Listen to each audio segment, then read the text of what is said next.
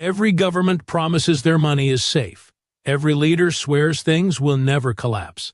But they're always wrong. From ancient Rome to modern-day Lebanon, people wake up one morning and discover their life savings are worthless. The paycheck that used to feed their family can't even buy bread.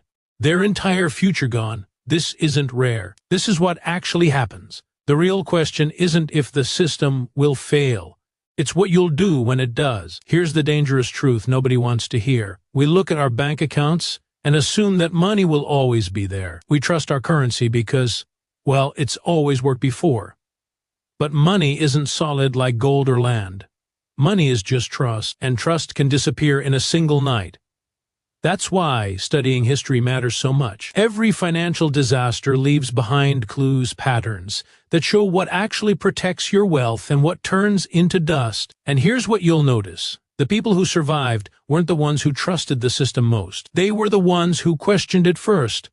Let's start with the Byzantine Empire. This was the eastern half of Rome that somehow lasted 1,000 years after the western part collapsed. Their secret weapon was a gold coin called the solidus. For centuries, this coin was so trusted that merchants from Europe to Asia accepted it everywhere. It was basically the world's reserve currency back then. But here's the crazy part. You'd think they would have learned from Rome's earlier mistake. Rome destroyed their silver coins by mixing in cheap metals until they were basically worthless. We've covered that disaster before. But the Byzantines, centuries later, they did the exact same thing with their gold. They started shaving off the purity, stretching it thinner, mixing in cheaper metals. At first, nobody noticed. Then trust broke. The coin that once powered Mediterranean trade became just another government lie. The debasement destroyed everything, and the Byzantine economy lost the stability it had enjoyed for so long. Who survived? Not the people holding paper promises, not the ones who believed government declarations. The merchants who had quietly stored real gold or owned land outside the empire's reach. They kept their wealth, while everyone else watched theirs evaporate. That's the first lesson that never changes. Governments always give in to the temptation to water down their money, and when they do, real wealth runs to things they can't fake or print. But not every collapse comes from rulers messing with coins. Sometimes disaster strikes out of nowhere. In the mid-1300s, Europe got hit with the worst pandemic in history, the Black Death. Between 1347 and 1351, half of all Europeans died. Entire cities emptied out. Villages disappeared. Trade stopped. But here's where it gets interesting. When half the workers are suddenly gone, the ones who survive become incredibly valuable. They could demand higher wages. Food and land, which used to be scarce, were now everywhere compared to the number of people left. Families who had money, goods, or just the ability to work suddenly had power they never imagined. Land that once cost a fortune could be bought for almost nothing. Houses sat empty. Fields went unplowed. The survivors were in a buyer's market. Sound familiar? During COVID, we saw a modern version of this exact pattern. Supply chains broke down. Governments printed trillions to keep everything from collapsing, and we watched massive inequality explode as people with money bought up assets, while people living paycheck to paycheck fell further behind. In America, housing prices shot through the roof. Stock markets bounced back almost instantly. Meanwhile, millions of regular people struggled to pay rent. The pattern is clear. Pandemics redistribute wealth. They always have. After the Black Death, survivors used scarcity to climb the ladder. After COVID, people with cash scooped up property, stocks, and businesses that others couldn't hold on to anymore. The lesson isn't comforting, but it's true. Crises reward those with savings and crush those without them. While pandemics show how fast shocks can flip an economy, the banking collapse in Renaissance Florence teaches us something equally important. Institutions that seem too big to fail can collapse like dominoes. In the 1340s, Florence was Europe's financial capital, home to powerful banking families like the Bardi and Peruzzi. These banks had loaned massive amounts to kings, especially Edward III of England, who defaulted on huge loans during his wars with France. When Edward stopped paying, the banks collapsed. Depositors lost everything. Trade froze. Florence, once rich and powerful, fell into chaos. Regular citizens who had trusted these mighty banking dynasties learned that size doesn't equal safety, and reputation doesn't equal protection. What did people learn? That too big to fail is a lie as old as money itself.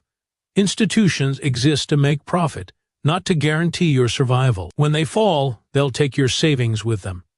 This lesson repeats every century from Florence to Lehman Brothers in 2008 to Lebanese banks freezing accounts in 2019. Survival belongs to those who understand that an institution's promises are only good until the day they break. The American Civil War is remembered for battles and the end of slavery. But there's a brutal financial story most Americans don't know. Both the Union and Confederacy discovered that fighting a massive war meant printing money. In the North, the government issued greenbacks, paper money not backed by gold, just by the promise of the United States. At first, it seemed bold and patriotic. But the more greenbacks they printed, the less they could buy. Inflation ate away their value, and trust started to crack. In the South, it was even worse. The Confederacy, desperate for resources, printed graybacks in insane quantities. By the end of the war, Confederate inflation was out of control, prices rising thousands of %, salaries buying almost nothing. Soldiers' paychecks were worthless before they could spend them. Families carried bags full of bills that couldn't even buy a loaf of bread. By 1865, Confederate money wasn't just weak, it was dead.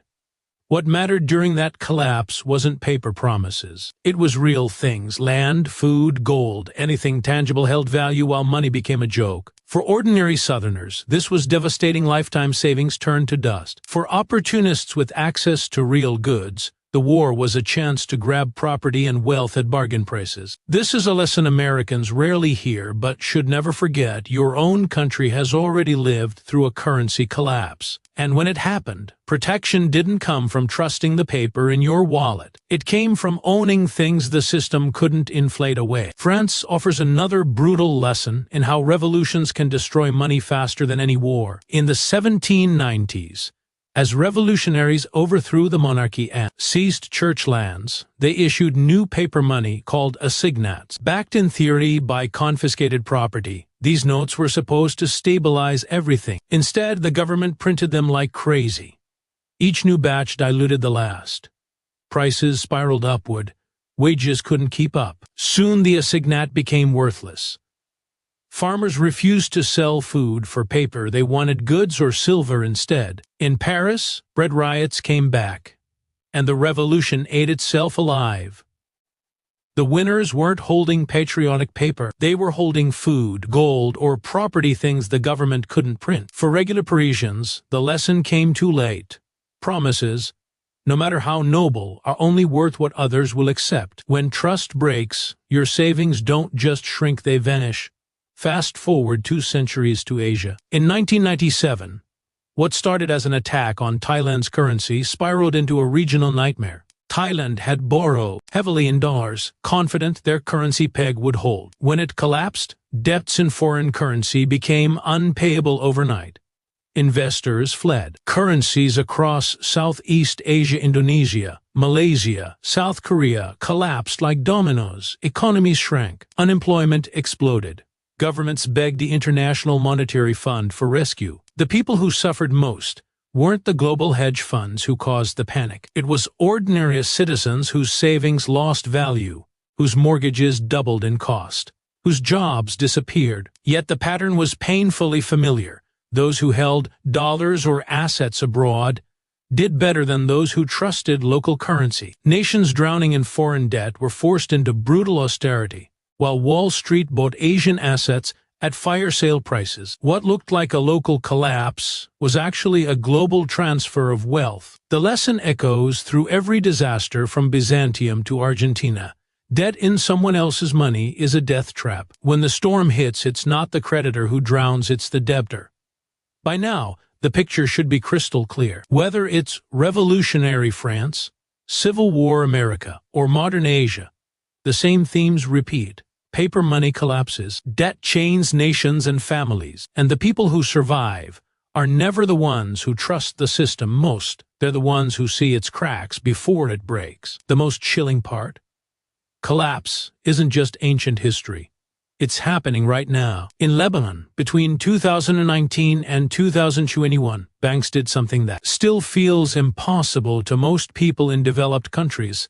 They locked the doors. Citizens woke up to find their deposits frozen, withdrawals limited, and their currency collapsing. The Lebanese pound lost over 90% of its value. A lifetime of savings became pocket change. People lined up outside banks begging for their own money, only to be told it was gone. This wasn't just small savers, middle-class families, retirees, doctors, engineers. Anyone who trusted the system got wiped out. The lesson was brutal and clear. Your money in the bank isn't a treasure chest. It's a loan you've made to an institution that can decide, in a crisis, not to pay you back. The people who survived best had either diversified abroad, held real assets like gold or property, or kept cash outside the banking system. Everyone else was trapped. If this sounds far away, it shouldn't. In 2008, Americans watched their homes get repossessed and their pensions decimated while the banks that caused the crisis got bailed out. In 2020, during the pandemic, trillions were printed to keep the machine alive, a lifeline that inflated asset prices for the wealthy while ordinary wages stayed flat. In 2023, regional banks in the U.S. collapsed almost overnight when depositors lost confidence, reminding everyone that too big to fail is a fairy tale we tell ourselves until the doors slam shut. So how do you protect yourself when everything falls apart? History shows there's no single answer.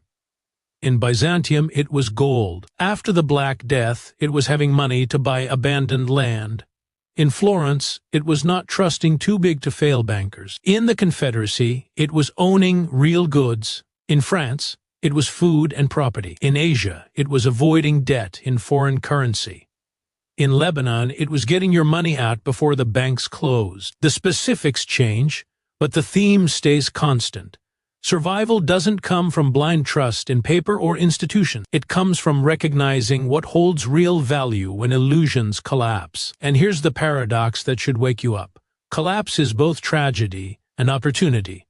For the unprepared, it's ruin. But for those with resilience, cash, or assets that can't be printed away, it's the moment to buy wealth at a fraction of its former price. After the Black Death, peasants became landowners because there was too much land and not enough people to farm it. After 2008, people with cash bought homes while millions lost theirs to foreclosure.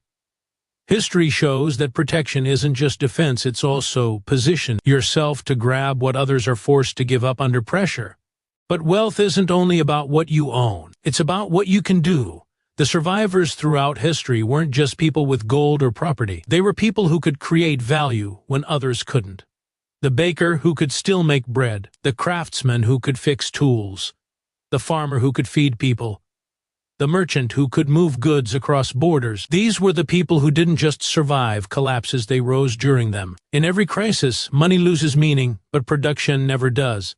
People still need to eat, build, trade, and live. Those who can meet those needs are never poor for long. That's the deeper protection. Not blind faith in institutions, not hoping governments or banks will save you, but combining real assets, real skills, and the awareness that illusions always collapse. Every crisis is a transfer, from the many who trusted to the few who prepared, from paper promises to real value, from passive savers to active builders. History has shown this pattern again and again. So the question isn't whether everything falls apart, it always does. The question is, will you be one of the many left holding promises, or one of the few holding something real? History doesn't repeat exactly, but if you ignore it, it will crush you all the same. If this opened your eyes, hit subscribe.